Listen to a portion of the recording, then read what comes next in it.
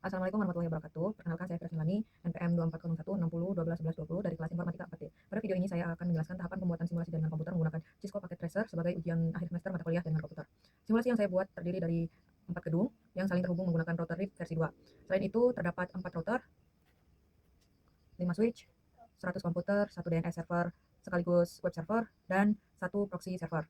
Nah, walaupun pada video ini saya menampilkan topologi yang sudah selesai, namun seluruh tahapan yang saya jelaskan merupakan urutan yang saya lakukan saat membangun jaringan ini dari awal. Nah, seperti itu. Jadi saya akan menjelaskan setiap langkah beserta alasan konfigurasi yang saya gunakan. Langkah pertama yaitu menambahkan seluruh perangkat yang akan digunakan. Di sini saya menggunakan 4 buah router, masing-masing satu router ini untuk setiap gedung. Router nantinya berfungsi sebagai gateway, yaitu penghubung antara jaringan lokal dengan jaringan lainnya.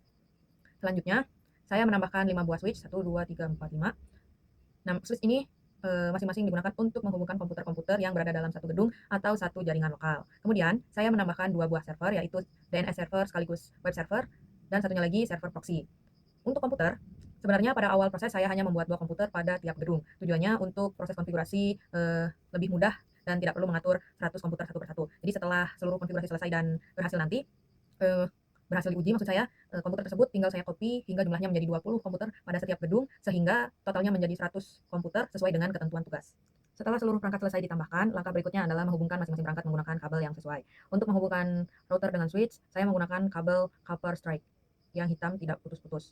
Lalu, untuk menghubungkan switch ke komputer, saya juga menggunakan kabel copper stripe karena sama-sama menghubungkan perangkat yang berbeda. Kemudian, untuk router ke server juga ini melalui switch dulu ya, jadi masih menggunakan kabel yang sama. Terus dari switch ke servernya juga masih menggunakan kabel yang sama, jadi bisa terhubung. Nah, sedangkan untuk menghubungkan router ke router, saya menggunakan kabel DCE yang berfungsi sebagai atau memberikan clock rate.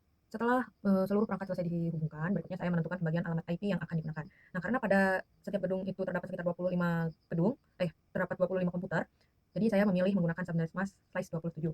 Nah, prefix slice 27 ini menyediakan 30 alamat IP ya, tapi yang hanya bisa digunakan oleh host itu hanya 30 alamat saja karena satu alamatnya untuk network address dan satunya lagi untuk broadcast address. Nah, jumlah tersebut itu sudah cukup untuk memenuhi kebutuhan komputer pada masing-masing gedung. Nah, pada koneksi antar router, saya menggunakan prefix slice 30. Alasannya karena koneksi serialnya itu hanya membutuhkan 2 perangkat, jadi sehingga cukup membutuhkan 2 alamat host saja, seperti itu. Nah, angka 20 ini pada seluruh IP ya bisa dilihat, yang saya gunakan ini berasal dari 2 digit terakhir NPM saya sesuai dengan soal tugas UAS semester kali ini. Nah, setelah menentukan pembagian IP address, sekarang kita mulai melakukan konfigurasi pada masing-masing router ya. Di sini saya memulai dari gedung pertama, yaitu router gedung pertama. Saya klik router yang pertama, lalu saya membuka menu config-nya. Nah, pertama-tama saya akan memilih fast ethernet 0/0. Di sini pada bagian IP address saya mengisikan alamatnya 192.168.20.1 dengan subnet mask 255.255.255.224. Nah, kenapa saya menggunakan alamat 192.168.20.1? Karena subnet mask pertama itu dimulai dari 192.168.20.0. Nah, alamat 192.168.20.0 itu merupakan network address, sehingga host pertama yang dapat digunakan adalah 192.168.20.1. Nah, alamat pertama inilah yang saya gunakan untuk seluruh komputer pada gedung 1. Nantinya, seluruh komputer pada gedung 1 ini akan menggunakan alamat ini ketika ingin berkomunikasi dengan jaringan lain. Nah, selanjutnya saya memilih fast ethernet 1/0. Nah, jadi berbeda dengan interface sebelumnya atau 0/0, interface ini saya gunakan untuk jaringan server ya, karena DNS server dan proxy server yang saya tempatkan di gedung 1 gitu. Maka routernya itu membutuhkan satu interface tambahan yang mengarah ke server. Nah, pada bagian IP address-nya saya menambahkan alamat 192.168.20.129 dengan subnet mask 255.255.255.224. Nah, kenapa 129? Karena jaringan server yang saya buat pada subnet berikutnya itu dimulai dari 192.168.20.128. Jadi alamat 192.168.20.128 itu merupakan network address-nya, sehingga host pertama yang dapat digunakannya itu 192.168.20.129. Nah, oleh karena itu juga alamat tersebut itu saya gunakan sebagai gateway untuk DNS server dan proxy server. Lalu saya masuk ke serial 2/0 ya. Nah, interface ini digunakan untuk menghubungkan router gedung 1 dengan router gedung 2. Jadi pada bagian IP address-nya saya isikan alamat 192.168.20.161 dengan subnet mask 255.255.255.252. Nah, karena menggunakan subnet mask slice 30, jadi setiap subnet mask-nya ini hanya memiliki 4 alamat IP, yaitu 1 network address, 2 host, dan 1 broadcast address. Nah, pada subnet ini 192.168.20.161 itu merupakan network address-nya gitu. Kemudian 161 digunakan oleh router gedung 1, 162 digunakan oleh router gedung 2, sedangkan 163 merupakan broadcast address-nya. Nah, itulah mengapa saya menggunakan alamat 161 ini pada interface serial 2/0 seperti itu. Lalu selanjutnya kita masuk ke serial 3/0. Nah, Interface ini digunakan untuk menghubungkan router gedung 1 dengan router gedung 4. Nah, pada bagian IP address-nya saya mengisikan alamat 192.168.20.174 dengan subnet mask 255.255.255.255.255. Nah, alamat tersebut berasal dari subnet 192.168.20.173/30. Nah, pada subnet ini 172 ini merupakan network address-nya, 173 digunakan oleh router gedung 4, 174 digunakan oleh router gedung 1, dan 175 merupakan broadcast address-nya. Jadi pada router gedung 1 ini terdapat dua jalur komunikasi, yaitu menuju router gedung 2 melalui serial 2/0 dan menuju router gedung 4 melalui serial 3/0. Selanjutnya kita akan melakukan konfigurasi pada router gedung 2. Jadi caranya masih sama, kita klik router gedung 2, kita masuk ke menu config, lalu masuk ke menu fast ethernet 0/0. Nah, setelah memilih fast ethernet 0/0 ini, kita isikan, atau di sini saya sudah isikan alamatnya 192.168.20.33. Nah, kenapa saya menggunakan angka 33 di akhir alamat ini? Karena sebelumnya kita sudah menggunakan subnet mask untuk gedung 1 dengan subnet mask slice 27. Nah, dengan itu setiap subnet mask ini memiliki ukuran 32 alamat. Jadi jadi setelah subnet pertama selesai, subnet berikutnya itu dimulai dari 192.168.20.32 seperti itu. Nah, karena 192.168.20.32 merupakan network address, maka host pertama yang akan digunakan adalah 192.168.20.33. Nah, oleh karena itu alamat tersebut saya gunakan sebagai gateway untuk seluruh komputer di gedung 2. Di sini subnet masknya 255.255.255.224 ya. Oke. Nah, berikutnya kita langsung masuk ke serial 2/0. Jadi pada gedung 2 ini kita tidak menggunakan fast ethernet 1/0 ya, karena di gedung 2 ini hanya terdapat satu switch dan tidak ada jaringan server seperti pada gedung 1. Jadi satu interface fast ethernet saja sudah cukup gitu. Nah, berikutnya ini kan kita sudah di serial 2/0 ya. Di sini. Nah, di interface ini saya mengisikan subnet masknya itu IP address-nya itu 192.168.20.162 dengan subnet mask 255.255.255.255. Nah, kalau di router gedung 1 itu menggunakan alamat 161, maka router gedung 2-nya itu menggunakan pasangan alamat yaitu 162 karena keduanya itu berada pada satu subnet yang sama. Nah, selanjutnya kita masuk ke serial 3/0. Interface ini menghubungkan router gedung 2 dengan router gedung 3 ya. Pada bagian IP address saya masukkan alamat 192.168.20.165. Alamat ini berasal dari subnet 192.168.20.164/30. Nah, karena 164 ini merupakan network address, maka host pertamanya adalah 165 yang digunakan oleh router gedung 2. Nah, sedangkan host berikutnya yaitu 166 itu digunakan oleh router di gedung 3 nanti. Berikutnya kita lanjut ke router gedung 3. Konfigurasinya ini hampir sama seperti router gedung 2 ya. Jadi klik router gedung 3, masuk ke menu config, dan pada interface 0/0 saya mengisikan alamat 192.168.20.65 dengan subnet mask 255.255.255.254. Nah, kenapa 65? Karena subnet berikutnya itu dimulai dari 192.168. Sebelumnya itu dimulai dari 192.168.20.64. Nah, sama seperti sebelumnya, alamat 64 ini merupakan network address, sehingga host pertama yang dapat digunakan adalah 65. Lalu untuk fast ethernet 1/0-nya di sini di gedung 3 ini juga tidak digunakannya karena gedung 3 ini hanya memiliki satu switch.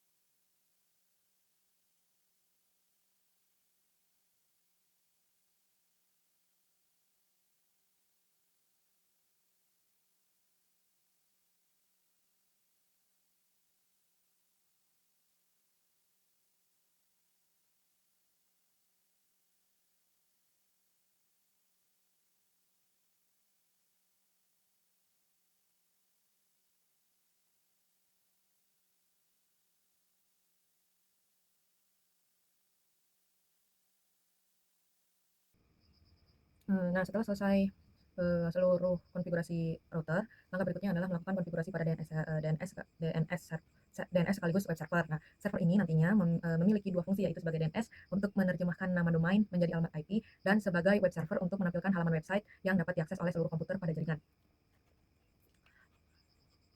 Jadi, pertama masuk dulu ke servernya, lalu ke menu desktop, kemudian pilih IP configuration. Nah, pada bagian IP address, saya mengisikan alamatnya yaitu 192.168.20.130. Kenapa menggunakan alamat 130? Karena sebelumnya jaringan server menggunakan subnet 192.168.20.128/27. Nah, alamat 192.168.20.128 ini merupakan network address. Kemudian 192.168.20.129 itu saya gunakan sebagai gateway pada router gedung 1. Jadi, oleh karena itu, host berikutnya yaitu 192.168.20.130 digunakan sebagai alamat IP DNS sekaligus web server. Nah, di default gateway-nya di sini saya masukkan 192.168.20.129. Jadi ini itu mengarah ke arah fast Ethernet 1/0 pada router gedung 1. Jadi sehingga server dapat berkomunikasi dengan seluruh jaringan. Berikutnya pada bagian DNS server, saya mengisikan alamat 192.168.20.130. Karena server ini juga kan berfungsi sebagai DNS server, maka alamat DNS-nya itu diarahkan ke alamat server yaitu sendiri, server dia sendiri seperti itu. Nah, lalu selanjutnya masuk ke menu service. Nah, ke menu service kemudian kita pilih menu DNS. Nah, di sini jangan lupa diaktifkan ya DNS service-nya. Jadi jika sudah diaktifkan, kita menambahkan nama domainnya. Di sini saya sudah menambahkan namanya viras.com ya. Kemudian pada bagian address-nya saya mengisikan 192.168.20.130 karena domain tersebut akan mengarah ke web server yang akan atau yang berada pada alamat IP tersebut. Nah, jika sudah nanti teman-teman bisa klik add dengan begitu gitu. Konfigurasi ini nantinya tidak perlu lagi mengingat alamat IP server gitu. Jadi cukup mengetikkan www.viras.com. Nanti DNS-nya akan menerjemahkan menjadi alamat IP server secara otomatis seperti itu. Nah, lalu berikutnya kita masuk ke menu HTTP. Nah, di HTTP ini pada bagian index HTML ini merupakan halaman menu utama websitenya. Nah, di sini saya itu mengganti tampilan bawaan dari Cisco Packet Tracer-nya dengan halaman website yang saya buat sendiri agar tampilannya lebih menarik dan sesuai dengan proyek yang saya kerjakan seperti ini. Nah, jika jika pengen diganti dan sudah diganti seperti ini ya, sudah nanti tinggal di save aja. Di sini tinggal di save. Nanti halaman inilah yang akan menjadi tampilan untuk www.viras.com tadi. Nah, setelah DNS dan server ini selesai, berikutnya kita akan melakukan konfigurasi pada proxy server. Nah, kita pilih menu desktop, lalu sama seperti tadi masuk ke IP configuration. Nah, pada bagian IP address ini saya mengisikan alamat 192.168.20.131 ya. Nah, alamat ini masih berada pada subnet server yang sama. Karena gateway-nya menggunakan 192.168.20.129, maka alamat 192.168.131 ini masih termasuk alamat host yang digunakan. Nah, untuk default gateway-nya saya menggunakan 192.168.20.129 agar proxy servernya ini dapat terhubung ke router gedung 1. Seperti itu. Nah, sedangkan DNS servernya tetap diarahkan ke 192.168.20.130 karena DNS servernya ini berada pada server sebelumnya ya, tapi di sini saya menulisnya 0.0.0.0 seperti itu. Nah, lanjut kita masuk ke konfigurasi DHCP-nya. Jadi setelah seluruh server selesai dikonfigurasi, berikutnya saya akan masuk ke konfigurasi DHCP pada router gedung 1. Nah, di sini saya akan menjelaskan tiap komen satu persatu, tetapi saya akan tidak akan menjelaskan setiap komen satu persatu, tapi saya akan menjelaskan bagian-bagian yang penting saja. Nah, caranya kita klik routernya, lalu kita masuk ke menu CLI. Dilakukan seperti ini, tapi disesuaikan lagi dengan IP dan default-nya. DNS servernya juga disesuaikan aja. Tapi kalau DNS server ini semuanya sama ya, memakai 192.168.20.130. Nah, jika sudah begini, kita akan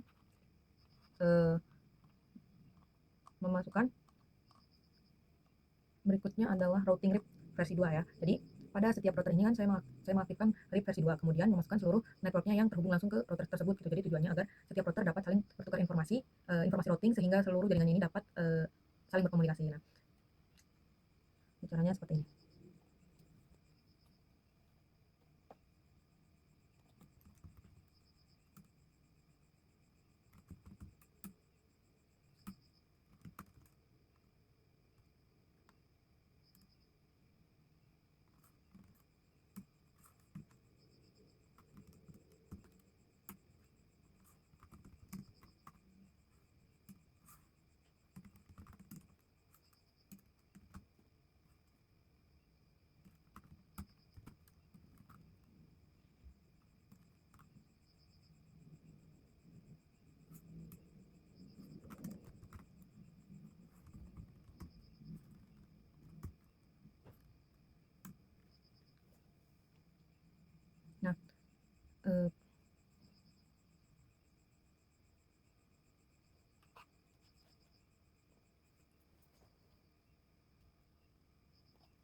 Nah, pada setiap router saya mengaktifkan RIP versi 2, kemudian memasukkan seluruh network yang terhubung langsung dengan yang terhubung langsung ke router tersebut. Seperti ini contohnya ya.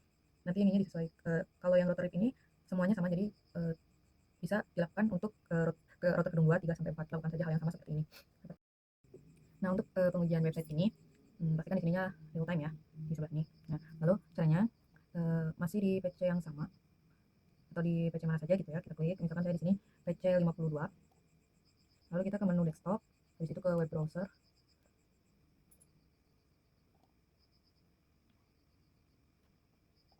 Nah, di sini kita ketikkan yang tadi www.viras.com. Lalu nah, jika seperti ini, maka layanan DNS servernya ini berhasil menerjemahkan nama domain menjadi alamat IP. Nah, kemudian web servernya berhasil mengirim halaman website kepada pengguna seperti itu. Lalu hal ini menunjukkan bahwa konfigurasi DNS dan HTTP ini sudah berjalan dengan baik. Nah, berikutnya saya akan melakukan pengujian pada fitur firewall. Jadi caranya kita masuk ke proxy server, lalu klik kolom klik firewallnya. Setelah itu kita masukkan IP-nya ya. Jadi di kolom IP ini pertama-tama kita masukkan dulu X-nya, kita pilih deny, remote IP-nya kita masukkan 192.168.20.0. Terus remote port-nya kita ketikkan any, protokolnya TCP, remote card mask-nya 0.0.0.31, lookup code-nya 80. Nah, remote IP 192.168.20.0 ini untuk memblokir semua PC ya teman-teman. Misalkan ingin memblokir beberapa PC doang, berarti di sininya diganti dengan IP dari komputer itu sendiri. Jika sudah, kita klik add. Nah, seperti ini maka sudah selesai. Kita coba di